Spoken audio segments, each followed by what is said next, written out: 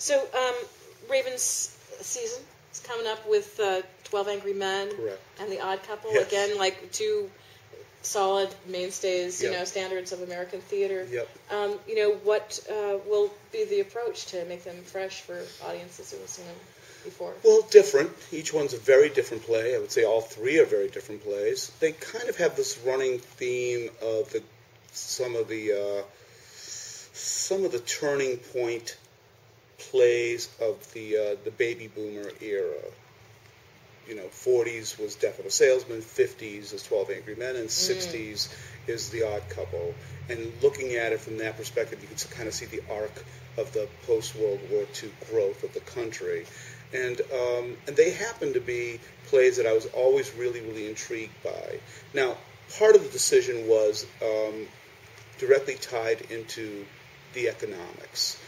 We knew last year when we did a couple of plays that were really out there, a world premiere and a relatively unknown play, that those were not drawing as well. And we have to survive, so we decided these are plays that we really, really want to do. Let's make the 09-10 season these great plays that are familiar to our audiences, build up our subscription, build up our audience again, and then we'll move on from there. But they were not artistic compromises as much as they were perhaps on some level commercial compromises. Right. Because I've wanted to direct The Odd Couple for many, many years and have never come around to it. I always sort of fell prey to the stigma that Neil Simon is simply not done in off-loop professional theater. And so I stopped worrying about that, and 2 springs ago, we did Laughter on the 23rd Floor. And that was a blast. We had a great time with it. It was a wonderful comedy that I enjoyed working on with fine actors, and that had a great success. And I was sort of reintroduced to Neil Simon and really thought, he is in some ways, I would say Chekhov, but he's kind of like, he has a real pulse on the American culture through his comedy. His comedy is rarely silly. I mean, it's real human comedy that comes out of the situations. I think the stories have really nice arcs to them, and they're not easy to do. You can throw it up there and have some good chuckles, but if you really want to get to the heart and soul of the story, you've got to really work. So that's going to be a fun challenge for us. And 12 Angry Men is a great story of the whole backbone of democracy, trial by your peers, and deals with prejudice, etc. Now, one of the twists to 12 Angry Men, because it was written in 1954, I think, and it was done with 12 white men deciding the fate of a 16-year-old boy from the slums. It's never clear whether or not what slums he's from, but prejudices come out in the course of the deliberations with the jurists. Well, we've got Aaron Todd Douglas directing for us as a guest artist, and he's one of the founding members of Congo Square Theater, and he has his pulse on a lot of the black theater in Chicago, as have we, as we've expanded our horizons here. And this cast, it was just cast recently, is going to be an extremely diverse cast.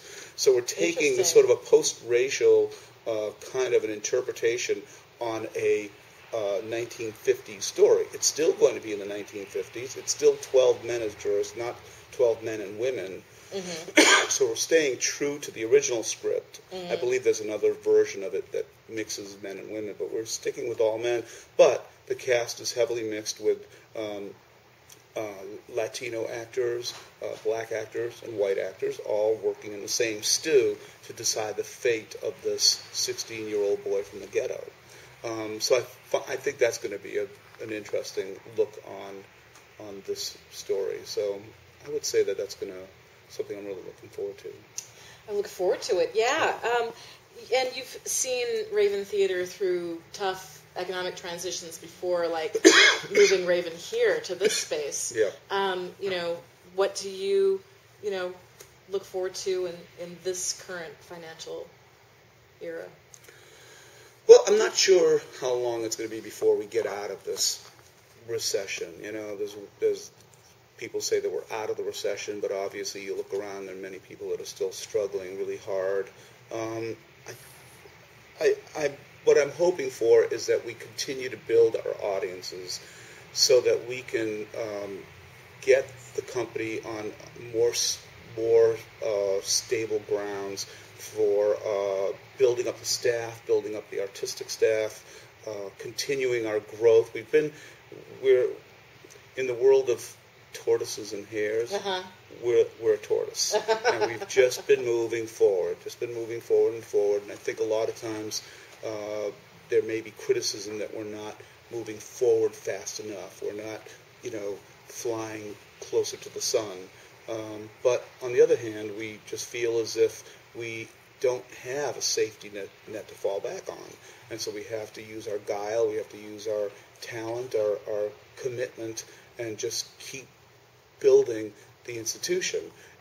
And I'd like to get it to the point where it's a full-time staff, fully staffed. Mm-hmm. Right now we have just a couple of us that are full-time, and then a handful of people who are part-time, which is still pretty good. It's better than it being all volunteer, as some organizations are. But the fact is that in order for us to grow, we've got to build the arts education, continue to build the arts education program, which is going at a great pace with Kelly as our education director, and keep building the subscription base, which is really, really important.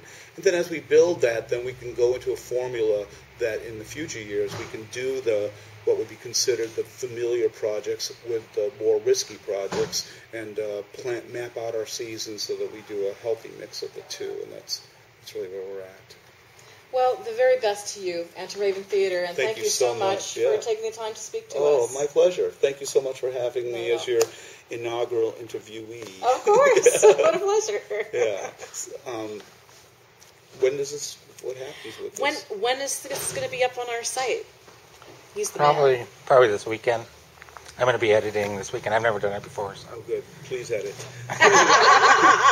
Not much editing. Well,